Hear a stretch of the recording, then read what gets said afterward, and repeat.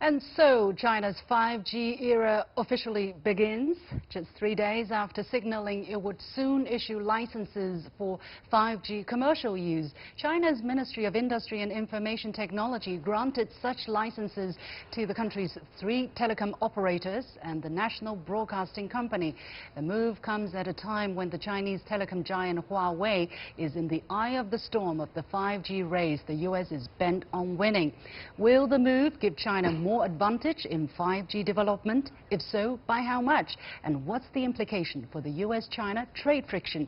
Joining me from Shanghai is Dr. Lu Gang, a computer scientist, founder and CEO of TechNode, a leading platform for China's tech industry, and here in the Beijing studio, Ina Tangen, a current affairs commentator. Welcome to the show to both gentlemen. We talked about this topic actually just a couple of days ago, and now we're talking about it again. And surprise, there you go, official licenses for commercial use of 5G. Dr. Lu, why so fast? Why so fast? And why didn't the ministry just come out and announce that it's issuing instead of giving people a small warning ahead? Well, yeah, I think the basic issues are confidence, because we are ready, because we've been testing, we'll be doing research for like 10 years on 5G. We've been testing in several cities. So I think basically that's the message sent to the Chinese consumers, and also that's the message sent to the global industry. You know, we are ready for the consumer, we're ready for the commercial use. Yeah, well, yeah, so we are super confident with that. Yeah, was China issuing these licenses because it is in a rush to compete with others, or it is really the optimal, the right time to do so? Dr. Lu. Yeah, I don't think we are, so-called like rush to the industry, because as I just said, we've been doing it for for a long time, because we've been testing since last year, because the research has been done for like 10 years. You look at the Huawei or ZTE, so we have all the infrastructure, kind of infrastructure builder ready. We also have Chinese phone manufacturer ready. So basically we have the I would say it's kind of mature ecosystem for 5G. So I think we are ready to go. Ina, what is your take on the surprise move by the Chinese ministry in charge of this? And there's also no trial period. Basically, they just said, we will do it, and bang, there we are. Well, actually, it would be a mistake to assume there was no trial period. Yeah. In fact, here in Beijing, if you went down to Fengtai, you would have found for the last couple of years they have actually been implementing it, and on a stretch of area there. And it is a race. I don't think we can beat around the bush on that. It's very clear that all nations believe that this is essential to the future. The U.S. is 2 years behind, and China is not going to hesitate and allow anyone to catch up. This is hard, a very hard one. This is based on tremendous amounts of investment in new technology. $15 billion alone last year by Huawei alone. And a lot of it on 5G. You compare that to Apple, which was the largest in the U.S., and they were only at $10 billion. So that gives you an idea of why China is ahead and why they will continue to press ahead. This is very important. Ina, is there a message to someone else in the world by China's move this time? Well, I think obviously referring to the United States, but I think it's also a message very clearly the rest of the world that this idea that China has gotten ahead by copying others. You can't be ahead of everybody by copying everybody. You have to be really good at copying. No. You simply can't do it. You can't copy an innovation only you have.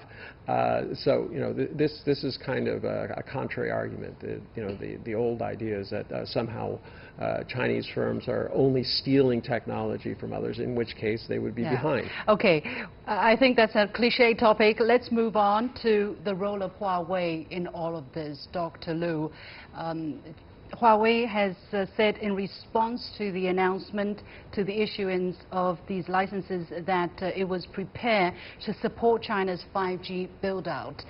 There is another company called ZTE, which is also very much in the same business, but their stocks slumped after the issuance. What is the role of Huawei here, and why did ZTE's shares slump? Yeah, I think that, because everybody knows Huawei is really advanced in the 5G technologies. So I think 5G plus Huawei plus ZTE, I think they are building, the infrastructures, all the equipment, for Chinese consumers, the Chinese 5G industries. So I think that's the message basically that we are telling the world. Okay, so Huawei, so probably we have kind of difficulties outside China, but Chinese market is ready and it's massive enough. Will the U.S. ban, although there is a 90-day, let's say, grace period, grace period for the ban, how will the domestic market offset the kind of shock, the kind of challenges that Huawei is faced from abroad, from the United States? Ina? Well, I mean, Huawei has a tremendous number of parts. They can last for a year or things. But what you're seeing here is the decoupling of two economies. But it's very difficult when you start talking about 5G. Well, one of the reasons that you start looking at ZTE and you see its stock price slump is that they're in essence under the control of the United States. I mean, they import all of their technology. They do not have the internal capabilities that Huawei has. Although they have a lot of licenses, they do have some IP. They don't have enough, and they're not at that position. Huawei does, and they're ready to implement. And because they're under attack, ironically, what Donald Trump has done is actually pushed more support to them by the Chinese government, who feels that they're being singled out in a nefarious attack. What kind of implication will this have, if any, on the U.S.-China trade friction? Ina, this is a political question, so I stick with you here. Well, obviously, this is part of Donald Trump's kind of all-pressure scenario that involves not only Huawei, Ms. Meng, the things. I mean, he makes it personal, he makes it business, and he adds also security concerns. It's everything that's happening in Taiwan. Yeah, because President Trump talked about the race to 5G is on and America must win. How does it look like now? Dr. Liu.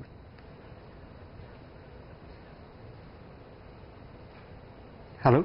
Yeah, did you hear my question?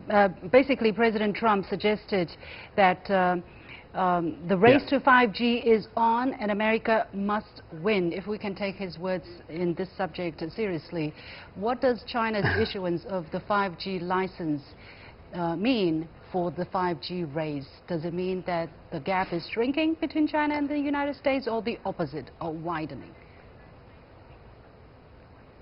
Well, I think to me, and personally, I think it's not about like who's the winner, it's who's going to, get to market first, and and also it's not just about competition, also it's about corporations. So right now, the China's ahead because we want to do more like on the commercial usage. So because we are moving fast, because it's the commercial is when we talk about commercials, if we can make it work, then we're going to ahead of the others. So I think it's not about the winner. It's just about like how we're going to use technology smartly and wisely earlier. Yeah, I agree with you absolutely on that. I think that this word race is very, very misleading. Ina, your point. My point is, I mean, right now the U.S. has, in December, they will be auctioning off a bandwidth that will allow, in essence, these carriers to compete.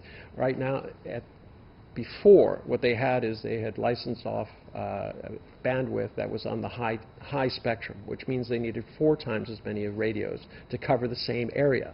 Now they're going in December, they're going to do that. China has done it today, and it's going to go into rapid implementation. This gives you an idea of, he might say that the U.S. is going to win this, but words are not enough. You have to put in the money, the investment, the brains. This whole talk of race, this whole talk of win and lose, one side wins, the other side loses, is indeed souring or changing the nature of the whole thing, in my eyes. We should really compete against ourselves, right, instead of compete against anybody else. So what does China set to gain out of the 5G commercial use, Dr. Liu, at least in the initial period of time, in the next half year, let's say? Well, I think for consumer, I think it's still take a little bit more times for like the consumer like us to really take our to use the 5G, because we're going to buy a new phone, and the new phone wouldn't be that cheap as we expected at the very beginning. But I think we give lots of expectations from the whole industry and all the sectors, because we're looking at the real Internet Plus. Because before we talk about Internet Plus, but 5G will really trigger everything, because everything will be connected based on the 5G. I see that China sets an ambitious goal for its 5G development. There are understanding that within 10 years' time, China wants to have 100% 5G coverage. Aina, how is it possible for a country of 9.6 million square kilometers, of 1.4 billion people, to set such an ambitious goal? Because the thing with China is, if they set a goal, you know that they've calculated that pretty much they can do it.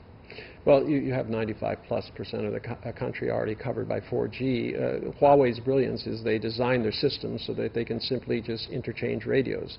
4G will continue to work. 5G can be added on. It's existing stations, so you don't have to build a new tower. You just simply put the radios in, and then you're ready to go. And the reason this makes sense is because of efficiency.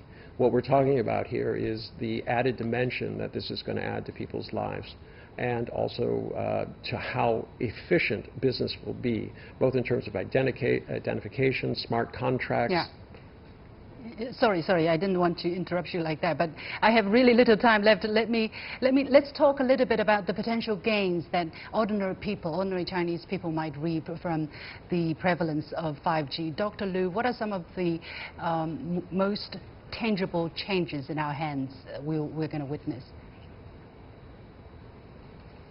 I think 5G so basically impact probably everybody's daily life, because maybe the most simple explanation to this, like with 5G everything will be kind of smart. When you stay at home, we're going to stay at the smart home. When you go out, we are talking about like smart transportations.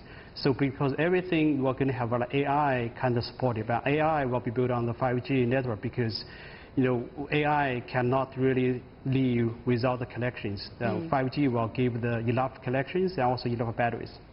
Okay, sounds very interesting, but let's see what kind of a double-edged sword that's going to be. But it's definitely going to be exciting. Many thanks to my guests, Dr. Liu Gang, computer scientist and founder and CEO of TechNode, and Aina Tangen, a current affairs commentator.